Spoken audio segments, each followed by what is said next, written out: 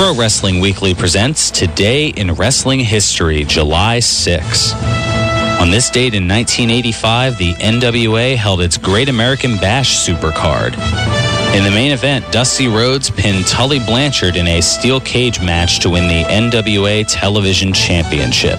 On this date in 1997, the WWF held its In Your House Canadian Stampede pay-per-view. In the main event, the British Bulldog, Brian Pillman, Jim Neidhart, Owen Hart, and Bret Hart defeated Steve Austin, Goldust, Hawk, Animal, and Ken Shamrock in a 10-man tag team match. On this date in 1998, WCW Monday Nitro aired live from Atlanta, Georgia.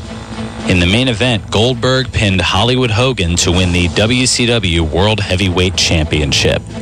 This has been Today in Wrestling History, July 6. Hi, this is Jim Cornette, and you're listening to Pro Wrestling Weekly with Fearon on 1490 WBCB. That's you. That is me. That's you.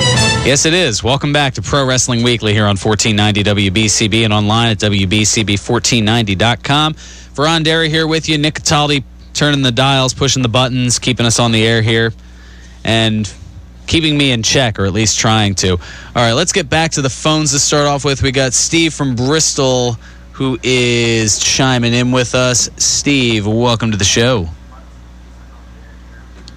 We got you? Hello? There we go. We got you. Hey, Brian. What's going on? Johnny Rodz. The reason he got inducted to the Hall of Fame, I'll give you two reasons. Tommy Dreamer and Taz. Tommy Dreamer and Taz, they put in good words for him. That's they were the first graduates of Johnny Rodz Schoolhouse of Pain. They didn't do too bad in ECW either, did they? Yeah. Despite all the negative connotations that both Vince and Jerry Lawler, I think one of the clips I put up over the past couple of days from my Today in Wrestling History had Lawler just incessantly going on back in, I think it was 2005 or 2006, so extremely crappy wrestling this, extremely crappy wrestling that. When you say Hall of Fame, you and I both know that Savage and the Road Warriors will go in the Hall of Fame when Vince has been buried for 6 feet under. There's that part. Well, I thought it was going to be that way with Bruno too. And Bruno got in, so. No, but see, these guys went a step further. I mean, it was beyond the business end of it. They made it very personal with Vince and his family. Well, yeah, I was going to say, I mean, I know there, at least in the case of Savage, there are allegations which, as far as I know, weren't necessarily founded, but I mean that's been a long-standing rumor for the last close to 20 years now. Well, he brought my man back, Rob Van Dam, so I can't say anything bad about Triple H. There you go. You know what that's about? He's going to hold him and Paulie and Brock Lesnar and CM Punk hostage at the end. Say, you got only one of you's going to stay, so the other two got to jump the other one. And that's how he's going to end any kind of ECW thing. You can almost see the writing on the wall. And you seen Punk and Rob Van Dam jumping Brock Lesnar before WrestleMania? Jumping him.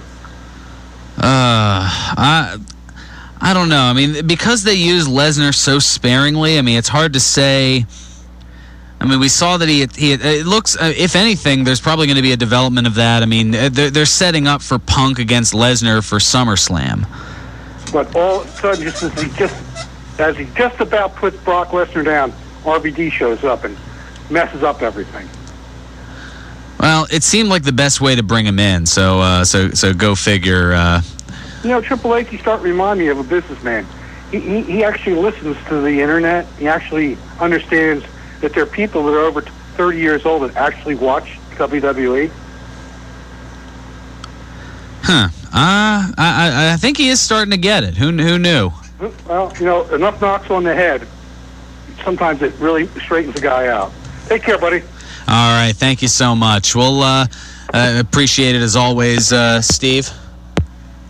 There you go. Got the caller out there. And since we're talking phones and callers, let's. You know what? Yeah, I was gonna say I'm in a mood too. I'm in a generous mood here. How about what do you think? First caller? Should we go with? All right. Yeah, first shebang. Let's say you want to go.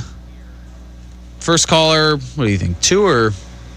Let's say 4. All right. First caller now, 215-949-3232 or toll free at 888-922-2149. I've got a 4-pack here of WWE. They're going to be at Trenton this Saturday, 1 week from tonight, July 13th, the day before Money in the Bank. Make it a nice wrestling weekend. Should be a good one. Nick Cataldi, he'll be standing by the phones to take care of that for you. In the meanwhile, I've got some news and notes coming your way, including CM Punk. Mentioned him a little bit earlier. His request for a restraining order against his mother was granted by an Illinois judge. TMZ.com reporting it is a 2-year restraining order. Punk alleging that his mother threatened on several occasions to kill herself if he declined to give her money. Yeep. Punk also said that his mother suffers from bipolar disorder. Crazy situation there.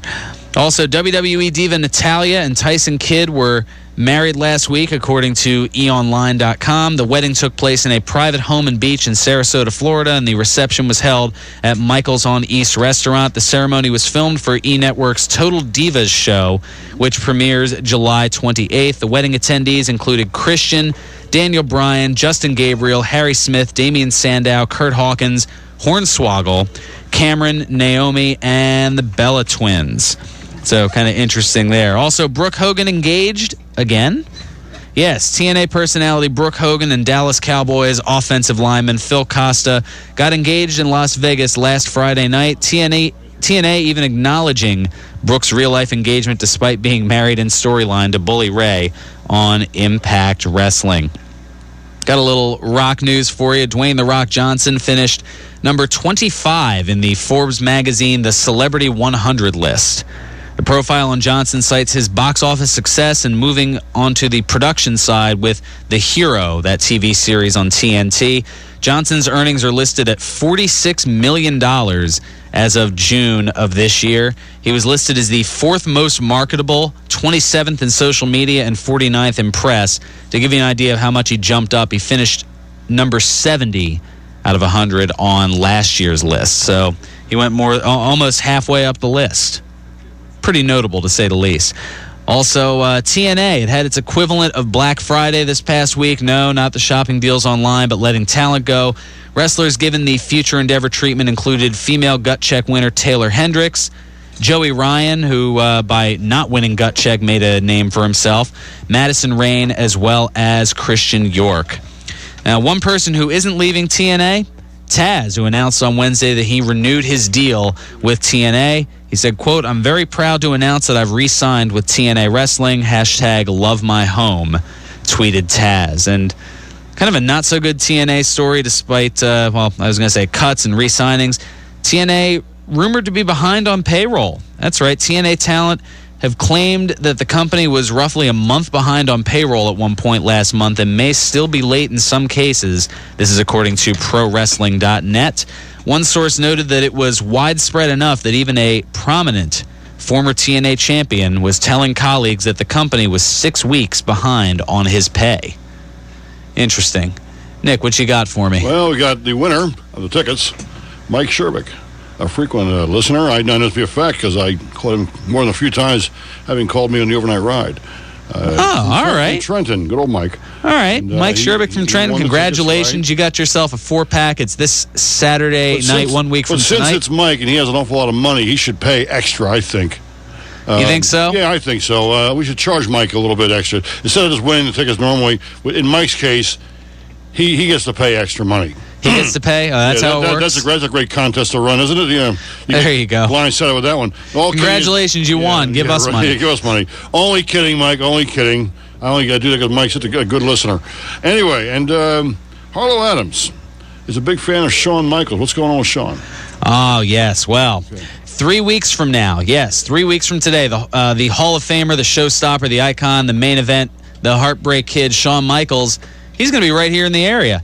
He's coming to George's Cards and Collectibles at the Oxford Valley Mall, not too far from here. And now, here's an interesting programming note. The time has been bumped up.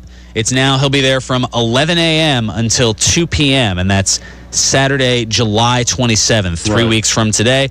So between now and then, make sure you get your smartphones synced up to listen to Pro Wrestling Weekly on WBCB while you're at the mall for Shawn Michaels. Got to get the personal plug in there. But yeah, Shawn Michaels, the bigger deal even than me, at George's Cards and Collectibles, Oxford Valley Mall location. Yes, it is so. Saturday, July 27th from 11 a.m. until 2 p.m. For tickets and more information, call George's at 215-943-2475, or you can check them out online at georgescollectibles.com. That's about it for us, isn't it? Yes, I'm afraid it is. All righty. Well, in that case, I will be back 2 weeks from now on the waves, the airwaves here, but I will also be back in digital form on the YouTube with the video webisode next Saturday to preview Money in the Bank. This is Pro Wrestling Weekly on WBCB.